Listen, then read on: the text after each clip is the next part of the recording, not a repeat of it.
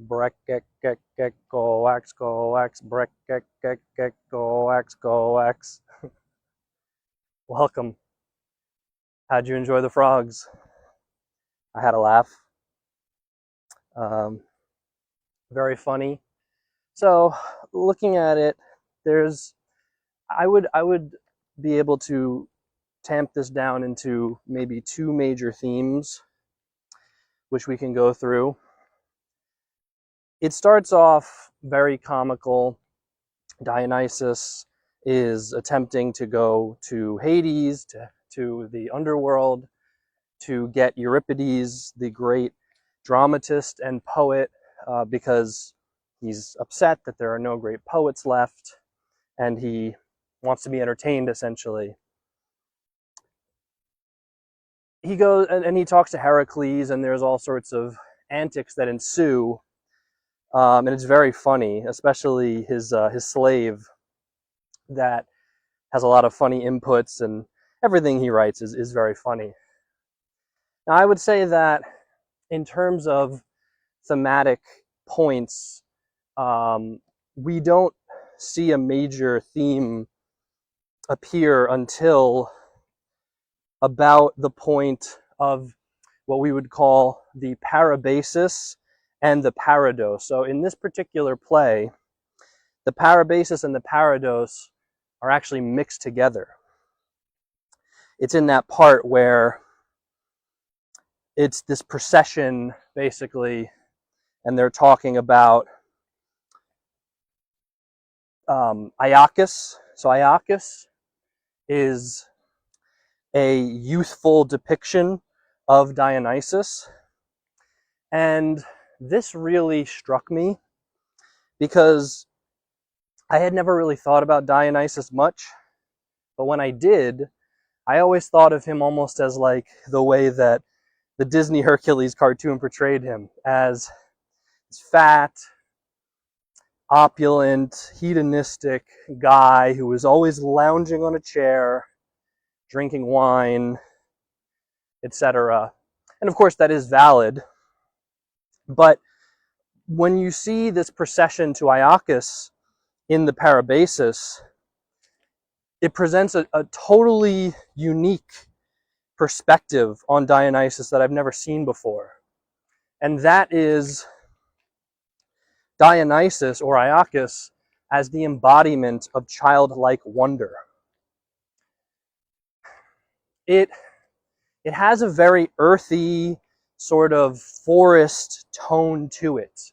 You know, he has the wreath on his head, and I almost imagine the procession and the chorus as like barefoot in togas, walking through the forest, sort of ecstatic, young being the key word here. And it really brought home feelings to me. It actually really made me feel back to my childhood. I thought of, it's something that's almost impossible to fully explain, but it's something that each of us has access to because we all were children at one point. But it's like when you're a child and you have this, first of all, your body is healthy, even though you don't realize it because you don't know what it's like to not be healthy. So you have this, it's like that background noise of pain and the difficulties of age are gone, or they're not present. And you have this naive worldview where you haven't experienced anything, really. So everything is new to you, and everything fills you with a sense of wonder. And there is this baseline ecstasy that you experience as a child that you don't appreciate it at the time, but when you get older, sometimes if you get quiet, you can glimpse back into that mentality and you can sort of see a shadow of it. And that's what the beginning of the procession to Iacchus made me think about. It gave me this understanding that, especially in this Iacchus form, that Dionysus, I mean, we know he's the god of fertility, we know he's the god of the harvest, but he's also the god youth in that way, right? What is fertility? Fertility is the regeneration of life. The harvest is the regeneration of life and sustenance. And so he is this very like bountiful, youthful God. And it makes sense why the people of Athens would be so devoted to him, not only because he's, the harvest and fertility are incredibly important, but also because, and we have this in our modern day too, but it would have been especially acute back then, with disease and aging and suffering and war. We get banged up. And we all feel this sort of pull towards the innocence and the health and the naivete of our youth. And so Dionysus, he represents, at least for a moment, if you can channel him, this sort of archetypical cassette that contains the information of that childlike ecstasy. And you could see why that would be very appealing, not only to us today, but especially to the ancients, because the problems of the body were particularly bad for them. Now, that's really cool. Obviously, it's kind of an aside. It's more of like a realization for a modern. But in the second part, where the Parabasis turns into the Parados, he starts to discuss using art as a filter. So we have this idea of purity, this childlike purity. That's what Dionysus represents. And he says this explicitly, he said, not using art for political purposes, not using art for worldly men to better their position and become wealthy and more powerful, but as a pure enjoyment that exists outside of the context of material and of time. That's what he wants. And so he proposes using, or as they're on this procession, they say, basically, those who can appreciate art in this way that we're talking about are welcome, and those who do not are not welcome. They're exiled. We don't want you because you're a corrupting force to our polis, to our city. And that is the major theme, essentially, in a way, of the entire play. And there's kind of an in-between that I would say, which is this plays nicely into what we could call Dionysus's character arc. So in the beginning, he starts out looking for Euripides, which represents entertainment, which represents this more political, clever sort of perspective on art. But then, over time, he realizes that what he needs is Aeschylus, which represents spiritual depth and sort of more this artistic perspective that we're talking about. So he has this arc from the beginning to the end. And as we get out of the Parabasis, Parados portion, finally Dionysus gets to Hades, and he finally gets to the point where he's interacting with Euripides and Aeschylus, and we see that this is the part where you have the debate of the two sides. This is where we have the Agon, right? The Agon is this debate between the two sides. And what are the two sides? The two sides are kind of like what we just talked about.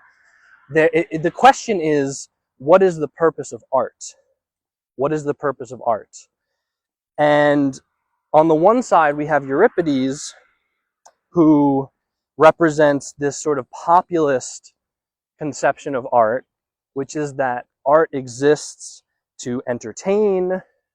We should make our art with the broadest appeal possible. We should use more base or normal language so that we can be accessible to the common people. He criticizes him for using common characters like slaves and women in his plays. And so that's the one side. And on the other side, you have Aeschylus, who he represents this sort of higher art. He uses more complex language. He doesn't dumb down the way that he writes so that people can understand him better. He says essentially that I don't have the exact quote, but he says essentially that great ideas and great work should be expressed by great words. And he has a more religious tone. So we could almost think of it's almost kind of like Game of Thrones versus Lord of the Rings in a way, where it's like Game of Thrones is like very political and it's very gritty and you have back and forth dialogue and it deals with more profane psychological themes, whereas Lord of the Rings is a more, we could almost say like theistic perspective or religious perspective, where it just sort of flows in these emotions, like you know what's good, you know what's bad. There's not this ambiguous grayness. There's not overly verbose back and forths. It's very direct. And I'm looking forward to going through both of these authors in the future, and we'll keep this in the back of our mind. But, so we have these two sides. And I'll also make a side note before we get into it. I think that we've said before, Aristophanes was very conservative, clearly. He was a very conservative member of the aristocracy. Because if we think about Euripides, I mean, Euripides wrote Oedipus Rex and all these incredible, he's one of the three great tragedians. Compared to the slop that we, swallow these days in terms of media, I mean, he's brilliant. I mean, he's tapping into forms and archetypes, and yes, he's adding psychology and he's dumbing it down a little bit maybe, but I mean, he's better than anything we have today. So it's funny. Maybe Aristophanes was a little spoiled, and I don't know how justified it is, but we can still use this, even if it was or wasn't justified. Maybe we're the ones who, our taste is so saturated with crap that we can't detect the subtle differences. But regardless, we can use this as an example to kind of understand the deeper themes. So those are the two sides. Euripides representing base, psychological, sort of populist media. Aeschylus representing deeper, more spiritual, uplifting forms of art. And they go back and forth, criticizing one another for a while. And ultimately, Dionysus chooses Aeschylus. And the funny thing is, he chooses Aeschylus not just because his work is more beautiful, but because he believes that he can save Athens. So, some context, The Frogs was written very late. It was written not long, it was written about a year before the fall of Athens and the end of the Peloponnesian War. And Athens was in a very desperate situation. The Clouds was written far before. I would note, you can imagine this play won that year's festival, and the people were desperate for answers as to why things were going wrong. And I think this is obviously what was on Aristophanes' mind, was this idea that, okay, it must be the arts. Our men aren't being valiant. Our men aren't being brave. They're being immoral and they're doing debauchery. And it's because people like Euripides are dumbing down our ideals for the masses. So if his characterization of Euripides is unfair, you can kind of understand where he was coming from. Maybe he was grasping at straws, or maybe he was being spoiled, but they were desperately looking for answers. Their beloved civilization was about to be destroyed, and I think everyone knew it at the time. But ultimately, Dionysus chooses Aeschylus because he can save Athens. And that's kind of the main thesis of this whole, it brings home the thesis of the whole play, which is art is designed to uplift. We should not lower our art so that it can be understood where people are. We should elevate our art so that people have to rise to it and that it uplifts them. And that's the artist's responsibility to embetter society. And there's a lot of validity to that, I'm sure.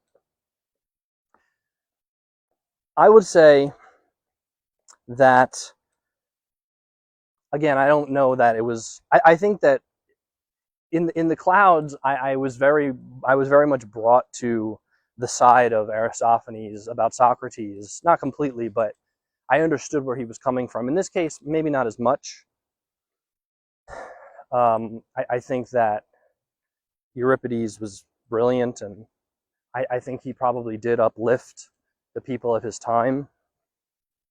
But again, we can still use this as an explanation of the general principles of what is art supposed to be.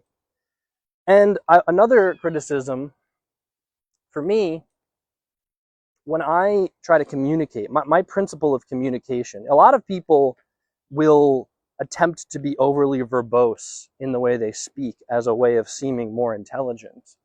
But I've always considered it the opposite.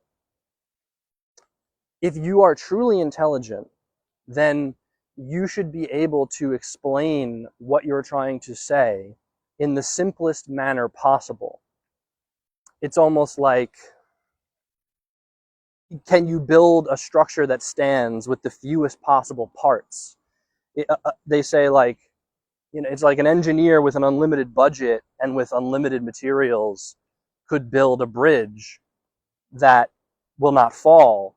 But the key or the sign of a great engineer is someone who can build a bridge on the lowest budget with the least materials that will not fall. So it's something like that. So I always, when I am speaking or when I'm trying to communicate, I'm not trying to do it in a way that is exclusionary or overly verbose. I'm doing it in a way that doesn't dilute the ideas, and that's key. So that is part of Aristophanes' criticism. But it doesn't dilute the ideas, but without diluting the ideas, it expresses the concept in the simplest possible way. And I believe in that. So I don't know if that's a disagreement with Aristophanes necessarily, but that's what I would say. But ultimately, this is very, like all of Aristophanes' plays, is very pertinent to us today. I mean, it's not a unique insight by me to say that, we have a culture of debauchery. Our art is very low, not even just reality TV or the usual suspects or, TikTok slop and things like that, but just everything. We live in like a manufactured sort of like assembly line system that is just designed to make us and keep us alive, to keep the gears turning. And that sucks a lot of the beauty. I mean, I don't know. So there is definitely something to that. I mean, we're not challenged. We're not challenged at all. People are comfortable. People seek and people praise things that are accessible and comfortable to everyone. It's like the Netflix and chill crowd. You just want to curl up with your blanket and find something that fits into your understanding of the world and doesn't make you think and doesn't make you have to learn any new words or even anything like that. And that's wrong. I'm struck by the similarities between Athens and the modern West and our situation. It's very interesting. I have to believe, and maybe I'm wrong in this, but I have to believe that the average ancient Athenian was of higher quality than the average modern person. But maybe I'm wrong about that. Maybe we'll see more as we go. But that doesn't make the criticisms any less valid. Either way, great read, a lot of laughs. We got a new perspective on Dionysus. We have questioned what is the purpose of art, and we linked it to our own lives. I hope that, I would say that this project is an effort to challenge ourselves and to find works that uplift us and that force us to rise to meet them rather than just consuming things that are comfort food. So what's our next one? Our next one is going to be, I think it might be Lysistrata, but let me just double check.